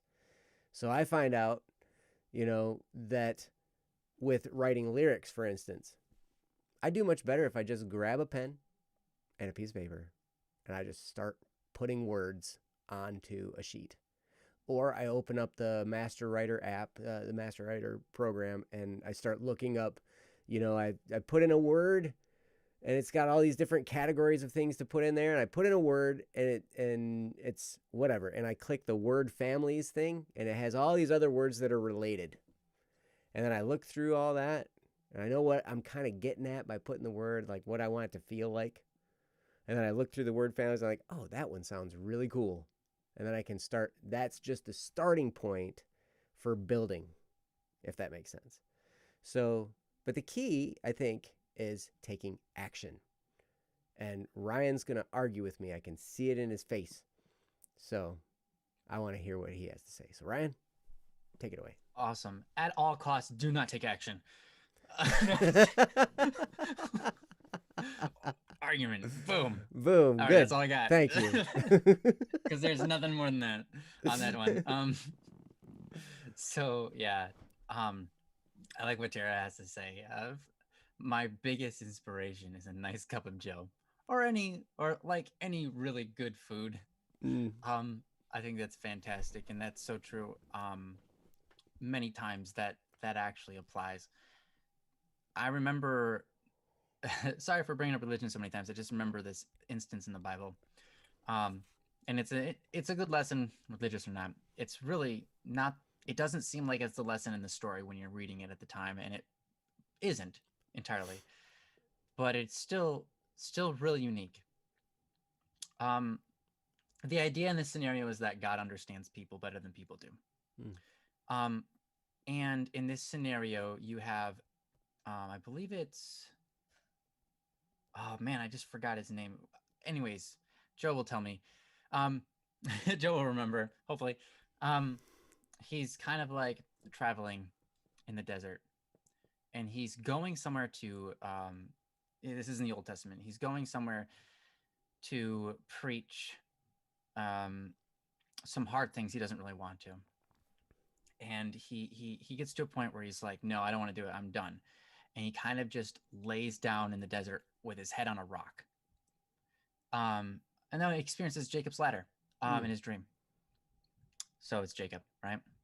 Yeah, Jacob was the protagonist in Jacob's ladder. Oh. Good job. All right. So anyways, he wakes up. This is what's interesting to me. He wakes up, and the first thing, because he doesn't want to continue his journey. He's done, right? And that's sometimes how we feel, right? We're kind of at a position where we're like, I've got no inspiration. I've got no emotional drive for this journey that I'm on. Like, I know I'm supposed to be creative. I know I'm supposed to be drawing, writing this article, whatever it is, right? And I'm out of juice. I'm just going to lay down here in my desert on a hard rock that's uncomfortable because that's really all I got. I think we feel like that a lot of times. When we run out of creative juice, we feel like we're in a desert and we're laying our head down on a rock. Why? Because we know we're not supposed to be there. And it's empty and there's nothing there for us. It's empty. And our head is resting on a rock. It's not resting at all. Not resting comfortably. We know it's painful to be there. But it doesn't matter because there's nothing there for us. Like, no matter, it's like there's no inspiration to witness around us, to get us inspired to move. And we feel empty inside. We feel like we're just drawn out and we've got nothing to give. No, And so I think that we can all relate to Jacob in this scene as far as inspiration goes. And he wakes up after this dream. And if you want to look at what the dream has, you can read the story, or you might already know it. But has Jacob's ladder in it. It has Jacob's ladder. And it's not a normal ladder. It's a dream kind of ladder, so it's different. It's Jacob's. And it's Jacob's. So there you go. Not Jacob from Twilight. Not that Jacob. Thank you. Thank you for sorting that out for those few people that might have wondered. Joe. Anyways, he wakes up, and the first thing is he still doesn't want to move. But God tells him, hey, get up. I've got breakfast. Eat. So he does. And then he goes. He goes where he needed to go, right? After that scenario. And I think a lot of times if we were to read that, we'd be like, okay, so he was motivated by his dream? The answer is no. I don't think so. The dream helps, but ultimately it was that God stepped down to his level and said, hey, just eat something. Here, have some food. All right, now let's go. Let's cook it into gear. I think that's many times how it works for us. A lot of times it isn't when we're in that desert, of creativity and there's nothing there. It usually isn't a dream that we have that inspires us, though it can be. It's usually just the act of like stepping away, getting a little nutrition, a little something healthy for us, and then going back on that road and then crossing that desert till we get to the other side. It's taking a moment away to do something healthy, I think, is one of the best things you can do when you feel like you're in the dryness of desert, when you feel uncreative. Now, yes, that needs to be followed up by action, or else it's worthless, right? So after you're done eating, you go and you start that journey down the desert. And the desert doesn't end yet. You start walking through it, right? So you get yourself energy, you take care of yourself, and then you move. I think a lot of times when we are really creative, we stop taking care of ourselves. And at a certain point, our body and our mind are not taken care of. And when they're not taken care of, we can't be creative. When you're sick in bed, right? When you're not healthy, you can't do the same work you are normally capable of. You can, maybe, but a lot of times, like, you get worn out super fast. Your emotions start to strain really quick. You are not the upbeat person you normally are at your workplace. And depending on the level of sickness, you could literally just collapse, right? And so when we are creative, our mind is really focused on that. And it's awesome. But it's really draining, really fast. You find there's people who work on things that aren't creative, and they work day in and day out. And they seem like they have infinite stamina. They don't. They're tired and sick of their job, but they still get a lot done, right? I think it's different when we are emotionally and highly interested and invested into an idea, and we put our all into it. And when we do, we drain ourselves. We often lack we stop acknowledging our own selves. We stop acknowledging our body and our mind and everything around us for this project. That's cool. That's a good thing. But then when that's done, or maybe at certain points in between the start line and the finish line, you need to take a break and do something healthy for you. A lot of times what we end up doing is not bad. So I stress this. A lot of times we go, okay, what I need is a break. And so we go do something unhealthy. And we come back to it expecting to be inspired. But we haven't fueled anything within us. We haven't given ourselves any fuel to work with. You need to do something healthy to actually get fuel in you, right? And so sometimes it might be something as simple as a meal, but more times than not, if you've really spent and creativity is not coming to you for like a whole day, chances are you need more than just food as sustenance. You need maybe physical sustenance, emotional sustenance, something more sustenance outside of just something simple and quick. You might need to take a step out and walk and enjoy the world around you and just breathe fresh air. You might need more than that, right? It depends. How much does your brain and body need for that moment? And you'll find out how much that is when you've taken your break and you've done something that is healthy, not something that's unhealthy, right? For example, going, okay, I need a smoke break, right? Obviously, it's not healthy. That's not going to do anything for you. It's not going to make you come back and go, wow, I got tons of ideas. You're not going to go and watch a movie, a marathon, right? And after the marathon of movie, like you like watched 30 hours of movie straight, right? You're not going to wake up in the morning going, oh my gosh. I mean, you might. And maybe that's what your brain needed, time off to take stuff in. But most of the time, if you recognize that what you're doing is unhealthy, like eating a bag of Doritos, watching the news where it's all negative and you're just not getting anything out of it, but you're just trying to waste time, you don't end up being any more creative at the end of those scenarios. Why?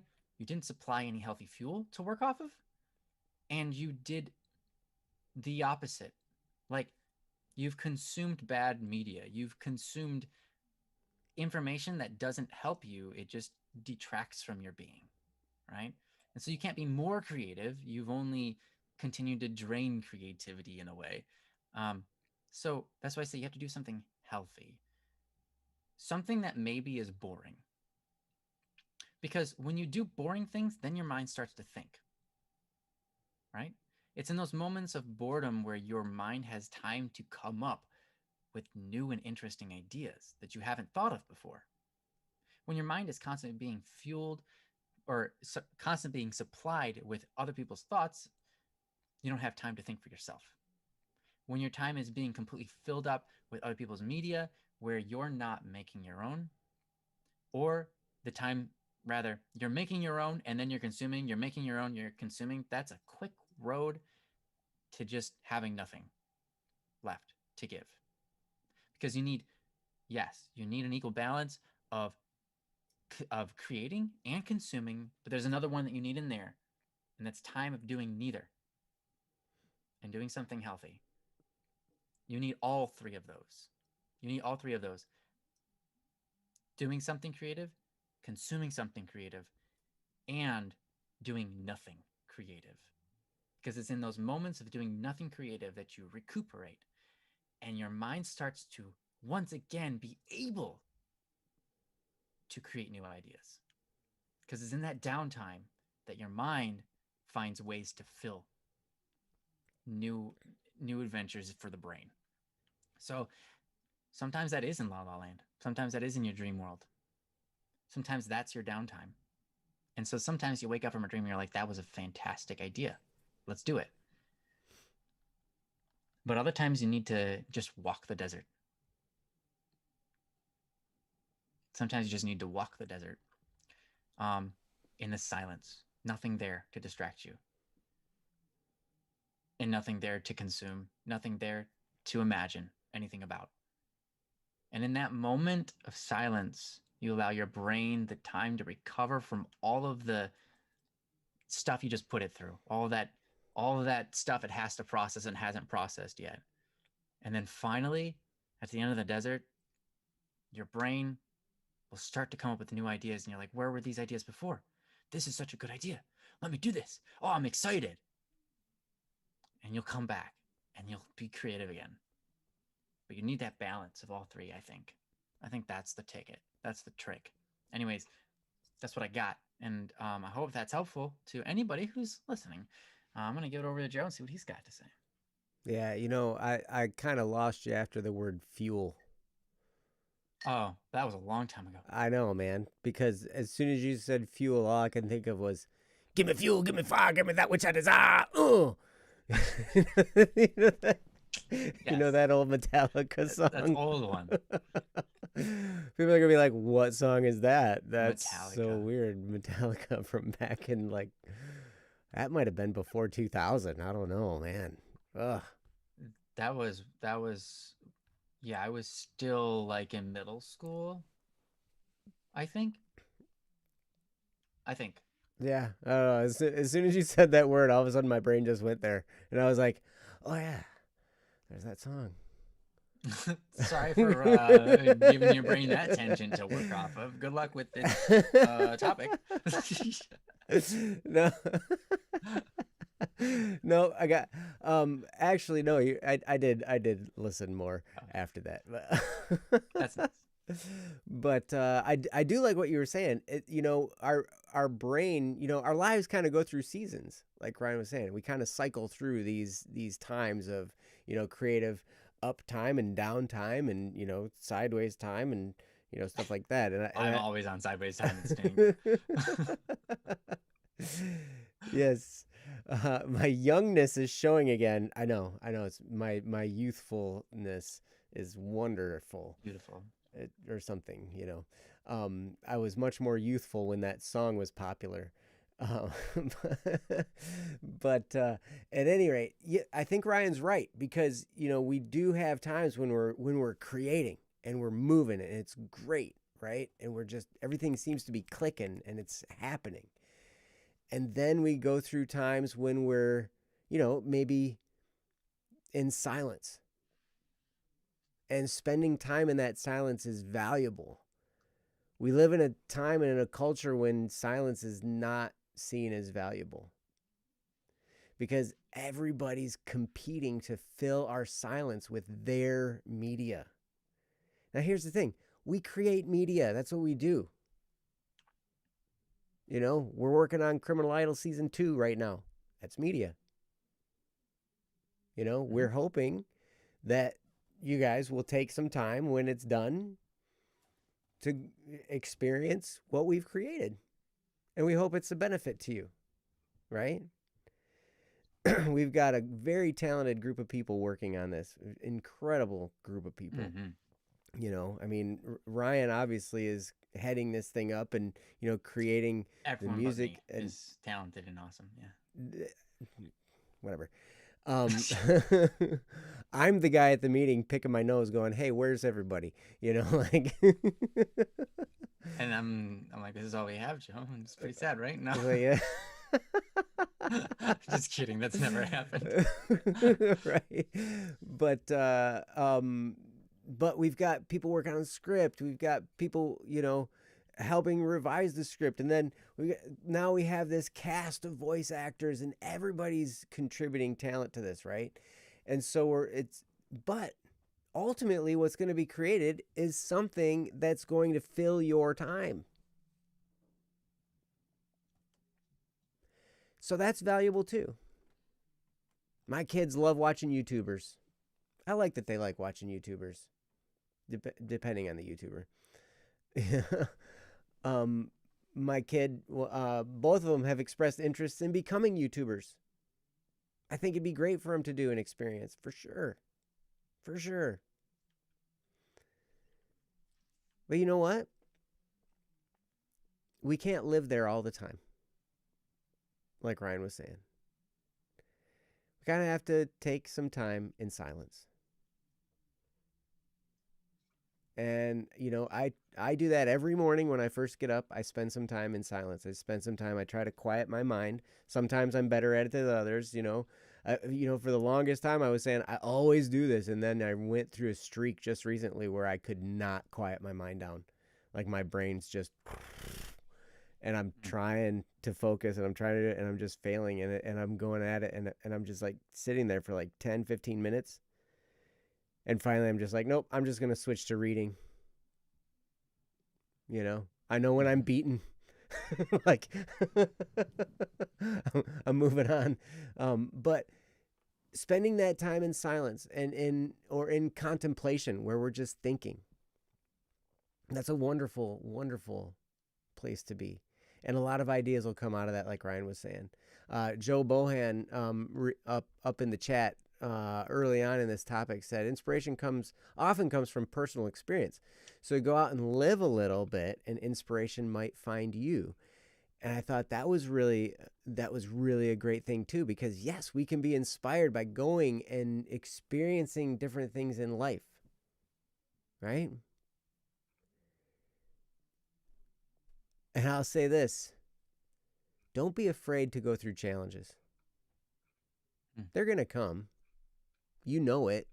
Our lives are going to be full of challenges and difficulties and all that stuff, right? But if you're a creative person, I would encourage you to run toward a challenge.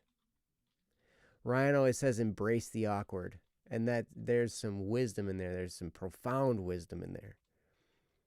And I would also say if you are looking at two different paths, and we usually take the path of least resistance, right? We usually take the path that's going to be the easiest. But why not try the harder one sometimes? Why not take the more difficult path? Because you know what happens?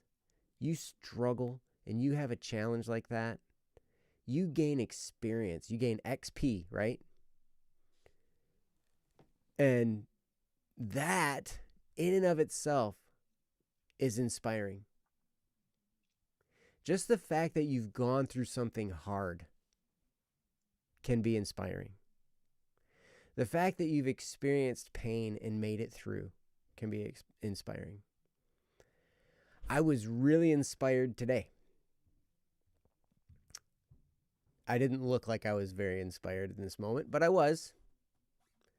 Because I was laying like face down on the floor, like half curled up in a ball, because I just finished a workout.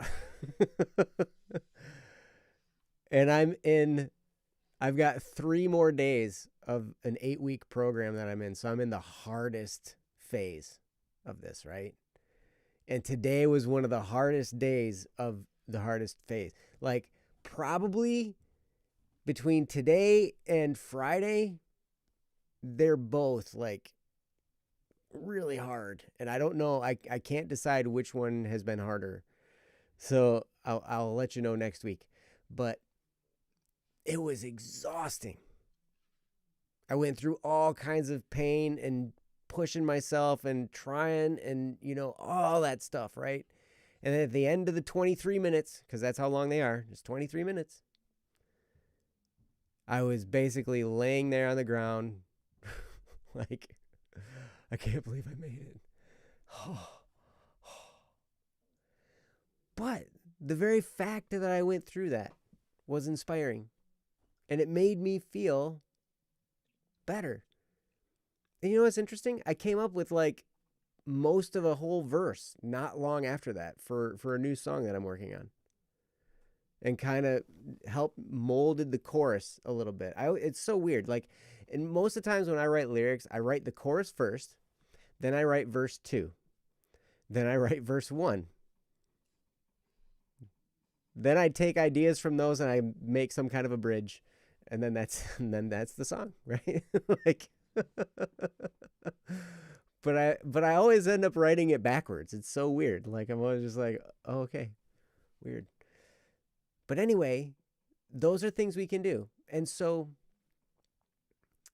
I always talk about exercise on this show. You can try exercise, and that's not necessarily always something to inspire you creatively, but it's something you can do. If you find yourself stuck, like Ryan was saying, maybe it's just time to change the channel. Maybe it's just time to spend time in silence, or maybe it's time to spend time, just stop beating the, if you're beating a dead horse, it might not do anything good for you.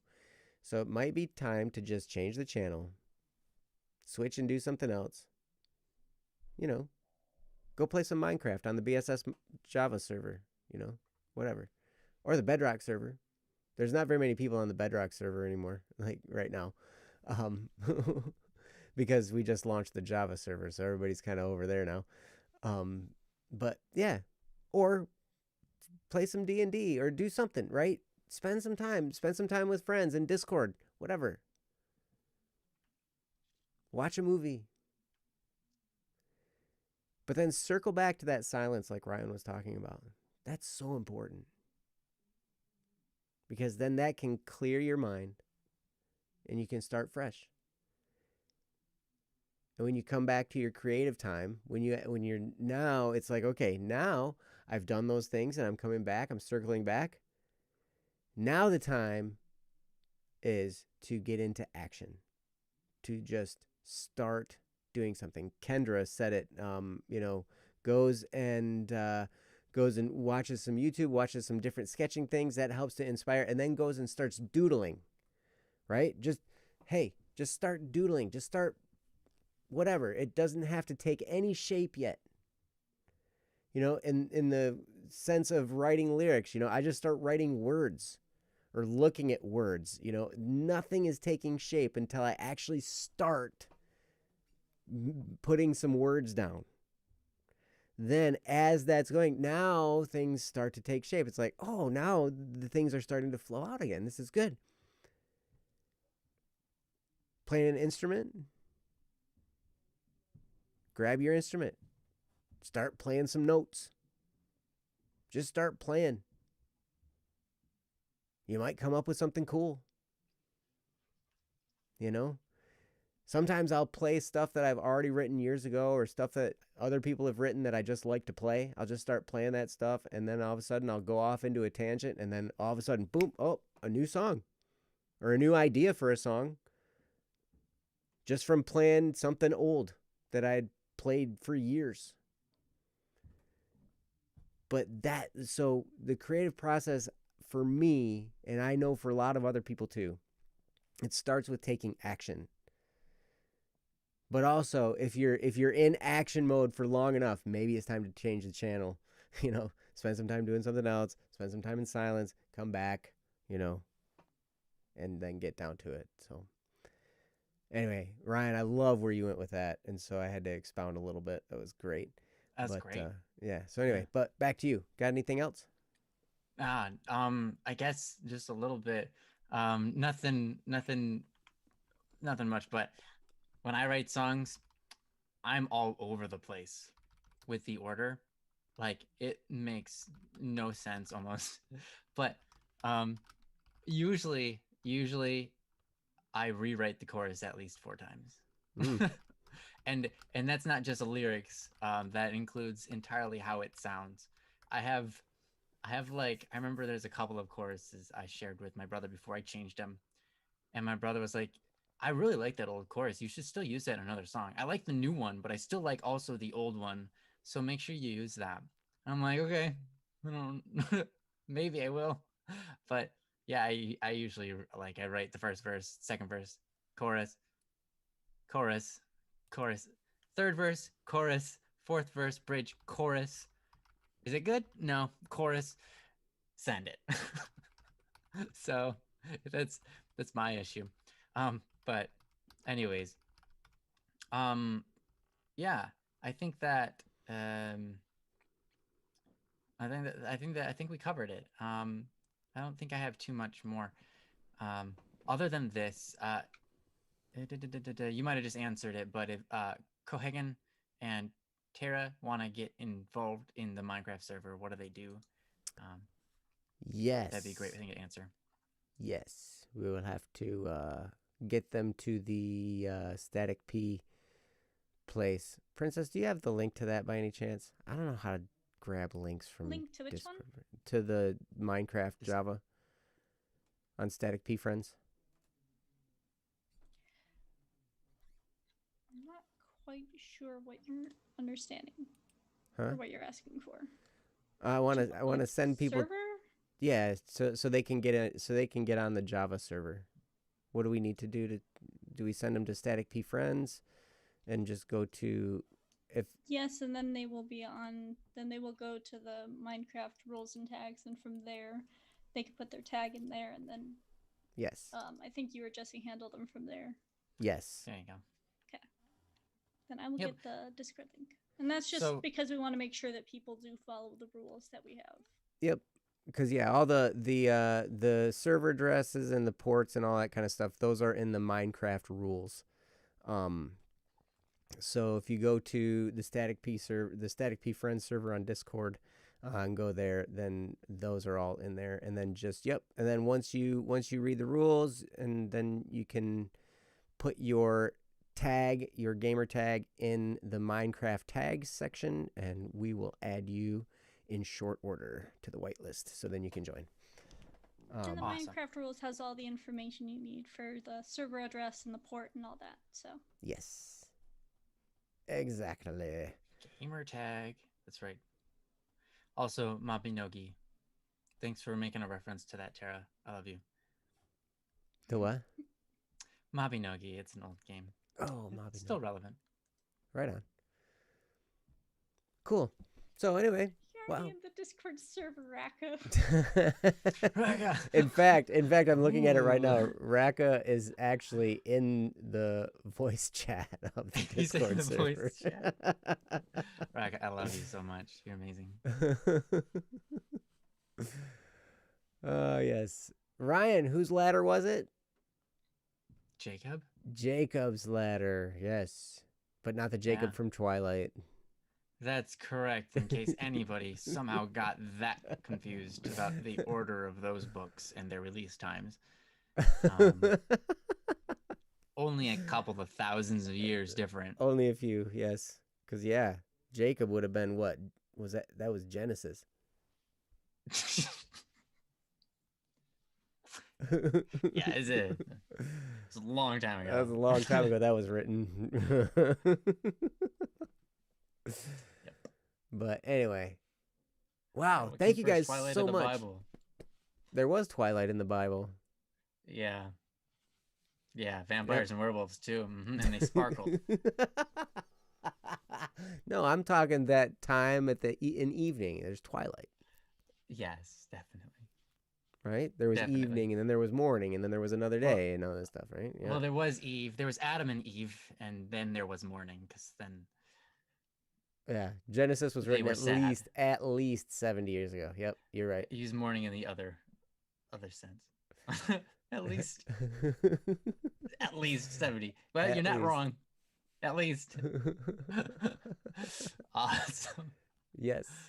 So cool. Well, anyway, thank you guys so much for being here. We love you guys, and we're looking forward to seeing you next week. Just so you know, this YouTube channel might be getting a facelift. We might be dedicating this YouTube channel to Don't Worry Wednesday, which, yeah, then it'll have a theme. So stay tuned. Or maybe Cool. not. I don't know. Ryan's like, I don't care. You know I don't care.